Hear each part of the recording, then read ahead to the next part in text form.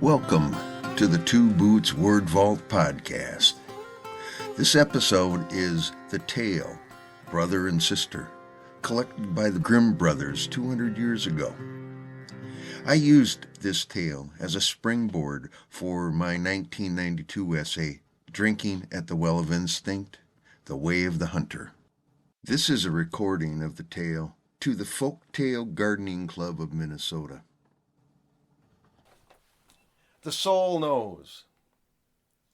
The soul has ways which we ignore. Most of the time, we focus on time itself. We know that the conductor keeps time so that the orchestra plays in time. The punctual patron arrives on time, while the gasping latecomer enters just in time. Over time, we all need to learn that the soul moves in its own time. That's why a good storyteller takes his time to learn a story and tells it time after time until he pays no attention to the times. He tells it differently. At times, we realize that after a time, as time flies, a certain time comes and we've run out of time. The soul knows that before time began, there was once upon a time a brother and a sister were beaten every day by their stepmother. They were beaten all the time. Every day that they went to her for love, she kicked them away. And so the brother took the hand of his sister and said, "Let's leave this house." Even the dog who lays on the floor under the table gets fed tasty bits from her plate while we get bread crusts. Let's leave. And the sister said, "Yes, our own dear mother, before she died, she treated us so well. Let's leave." And they began to walk over the meadows and the fields and the rocks. And after a while, the rain began. And the sister said, "Look, the rain and the clouds in our hearts are crying." And they walked until nightfall. And they came to a large forest and found a hollow tree where they could crawl into the tree and sleep that night. In the morning, when they woke up, it was bright and shiny. They chose to walk deeper into the forest. But the brother said, "We have to find a spring or a creek. I am so thirsty. Let's go. I think I hear a creek down this way." They headed out that way, and sure enough, there was a spring. Well, what had happened was that old stepmother, you've probably figured out, she was a witch. And she had seen them walk away. And she crept up behind them, and once they had gone to sleep, she cast a spell on all the springs in that forest. But the sister heard the spring gurgling in water language. The spring said, "Do not drink from this spring, or you will be turned into a tiger." She said, "Oh, my brother, please don't drink from this spring. You'll turn into a tiger and you'll tear me to pieces." Well, the brother, heeding his sister's words, said, "Okay, I won't drink from this spring. Let's go on, but I tell you, I am thirsty." And they walked on. They continued to walk. And he heard another spring. And as they approached it, once again, the sister heard the gurgling and understood the water language. And the spring was saying, "Don't drink from me.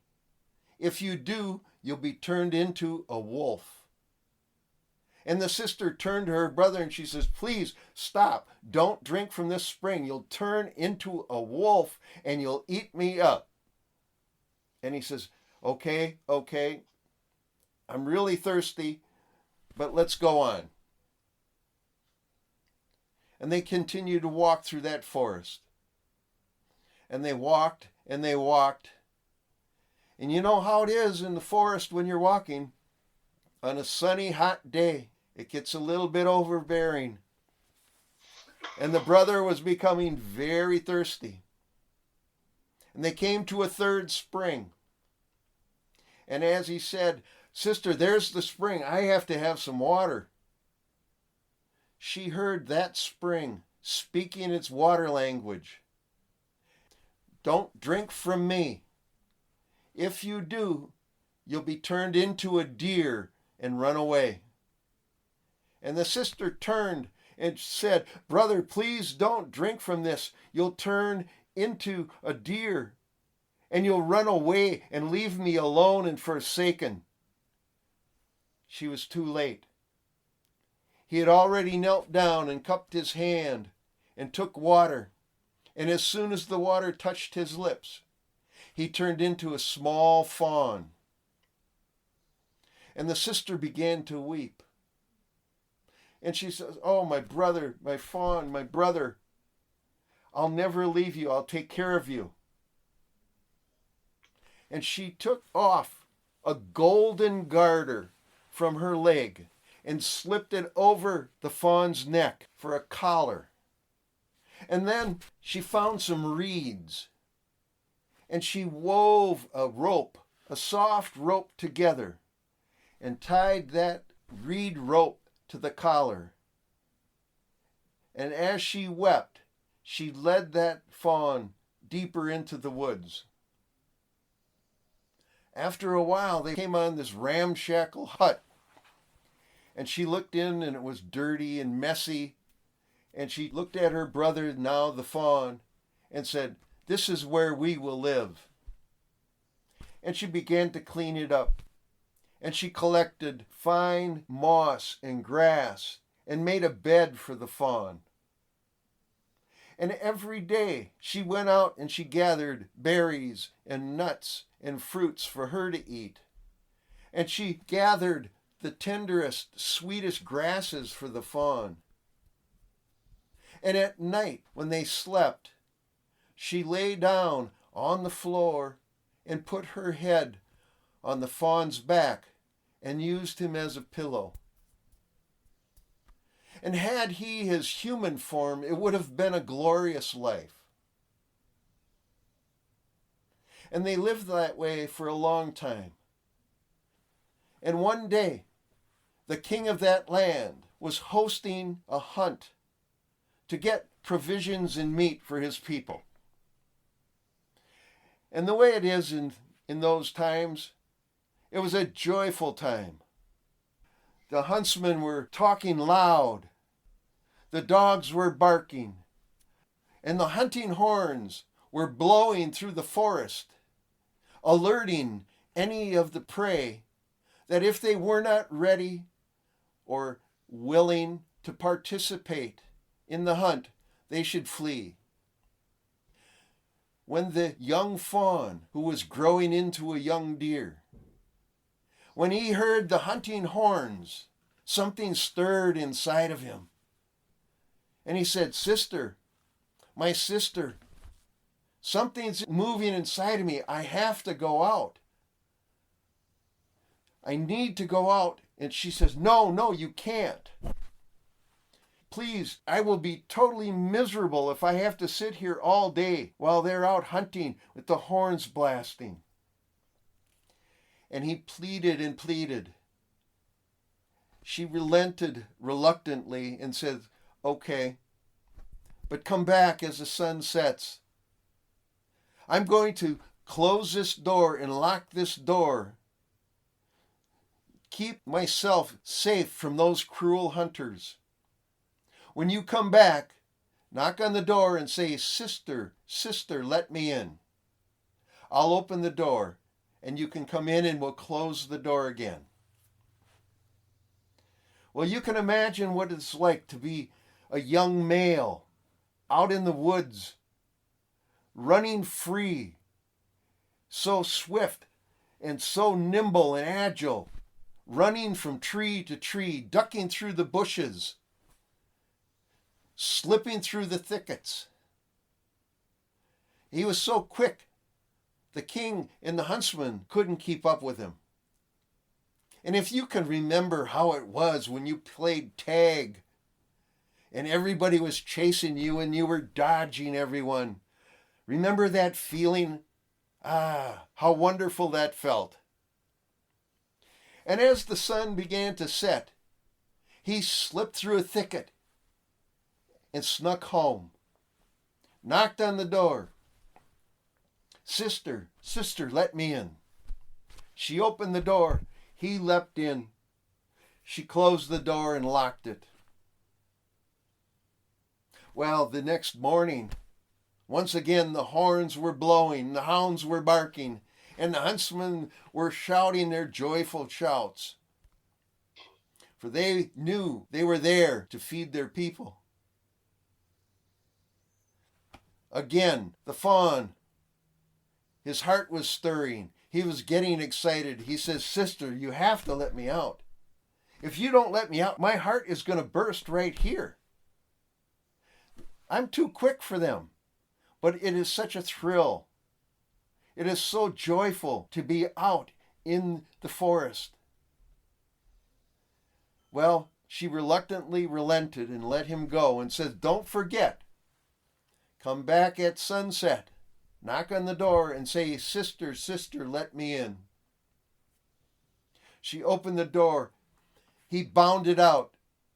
She closed the door and locked the door again. Again, the young male deer ran through the woods, jumping over logs, sliding under bushes, slipping through thickets. And the king and the huntsman, they followed him, and they chased him. And just before sunset, it seemed they had surrounded him. And one huntsman knocked an arrow to his bow and shot, but it only grazed the foot of the little deer, and he ran home.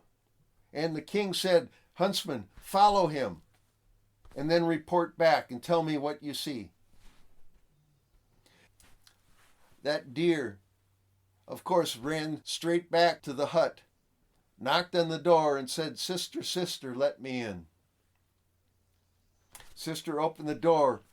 He bounded in. She closed the door, and the huntsman witnessed this all. And he went back to the king, and he told the king everything that he had seen.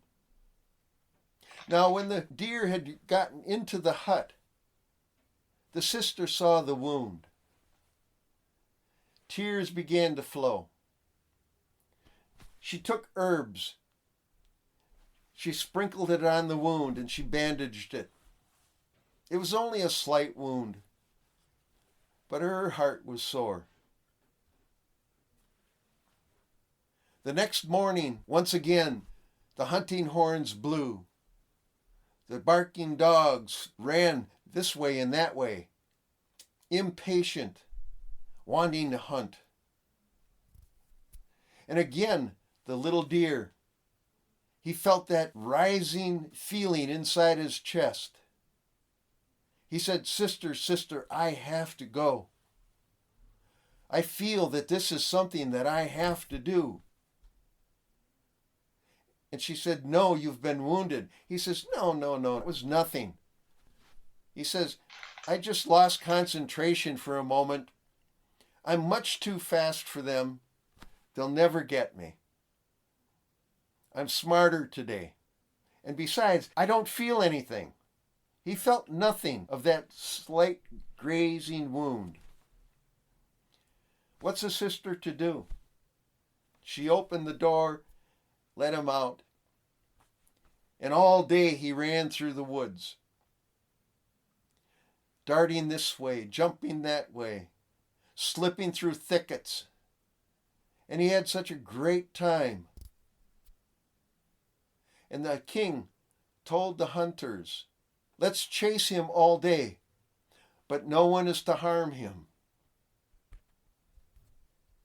And as the sun began to set, the king said to the huntsman who had followed the deer the day before, take me to that hut. And the huntsman took him directly to the hut. And the king went up to the door, knocked on the door, and said, sister, sister, let me in. And the door opened, and he walked into the hut. And the sister was stunned and frightened. It wasn't the fawn, the young male deer with the golden collar. It was a full-grown man with a golden crown on his head. And when the king saw this young woman, she was the most beautiful woman he had ever seen. And he immediately took her hand and he said, would you come to my palace and be my wife? And she also was smitten by the king. And she said, yes, I'll come. I'll be your wife. However, I won't go anywhere without the fawn. He said, no matter what happens, as long as you are in that palace, the fawn will never come to harm and will have free reign throughout the palace gardens. And just as the king finished his little speech, the deer ran through the doorway. The sister took the reed rope, tied it again to the collar, and led the little deer out of the hut. She mounted the horse and sat with the king and led the deer back to the palace. And when they got back to the palace, they had a wedding celebration, and it was full of splendor. And it was wonderful. And the deer had this wonderful garden to live in. However, you haven't forgotten about that witch, have you? She eventually heard about the sister and the brother. And of course, we know how witches are. Her heart became filled with envy and resentment. And she was pondering how she could get even with them, because she actually believed that the sister would have been torn to bits in the forest by wild beasts. And she was sure that the fawn would have been killed by hunters. She pondered, what can I do? That witch also had a daughter. And that daughter was so ugly. They say that she was uglier than a cold, cloudy night. And she only had one eye. And she said, oh, this is terrible.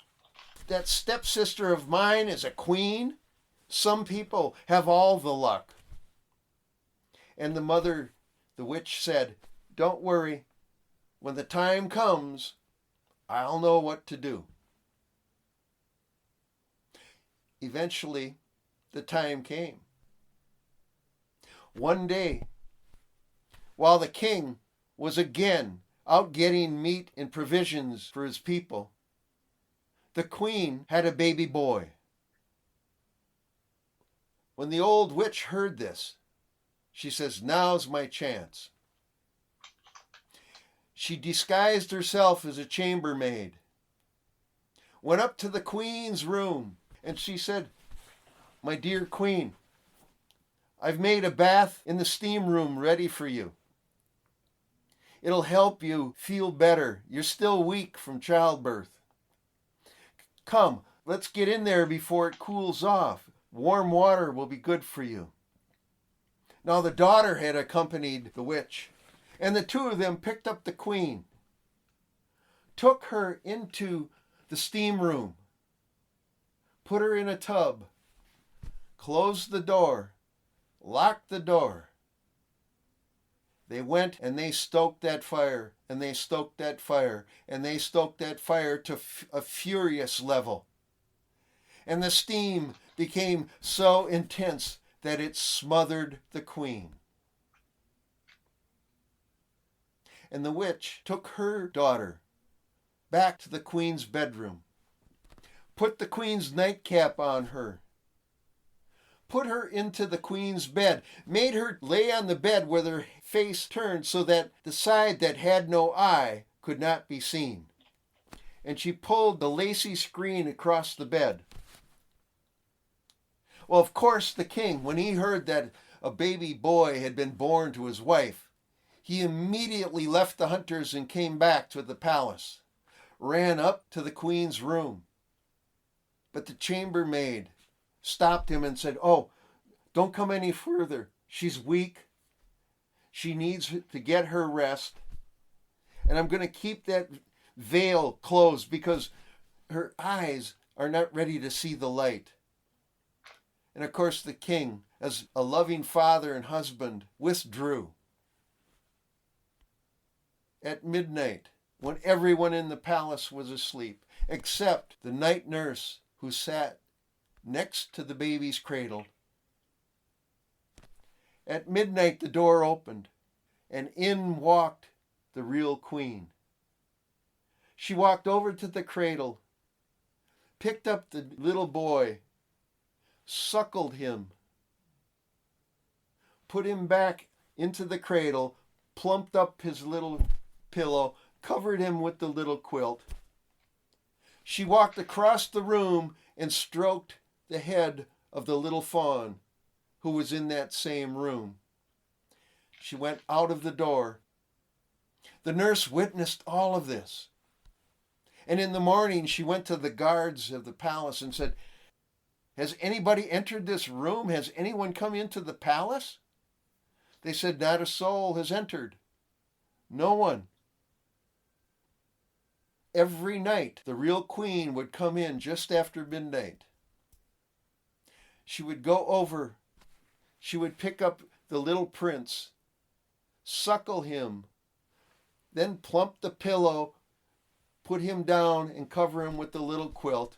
Then she'd walk over and stroke the head of the deer. This went on for quite a while. One night, just after midnight, the real queen came in, and she spoke to the nurse. She said, "How is my child? How is my fawn? I will come 2 more times, and then never again." And again she suckled the prince, put him back in his cradle, stroked the head of the deer, and left. This time the nurse went to the king and told him everything that had been happening.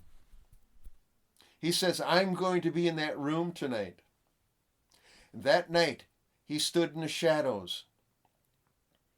Again, just after midnight, the door opened. In walked the true queen. She spoke to the nurse, "How is my child? How is my fawn? I will come 1 more night and then never again." She went, picked up the baby, suckled it, put it back into the cradle, stroked the head of the deer, and left. The king says, "I'll be back tomorrow night." And that night, just after midnight, once again the door opened. The true queen came in. She said to the nurse, "How is my child? How is my fawn? I'm here tonight, but I'll never be back again." The king couldn't hold back his feelings, couldn't hold back, came out of the shadows, put his arms around the true queen and said, "You must be my true wife." And she said, "Yes, I am."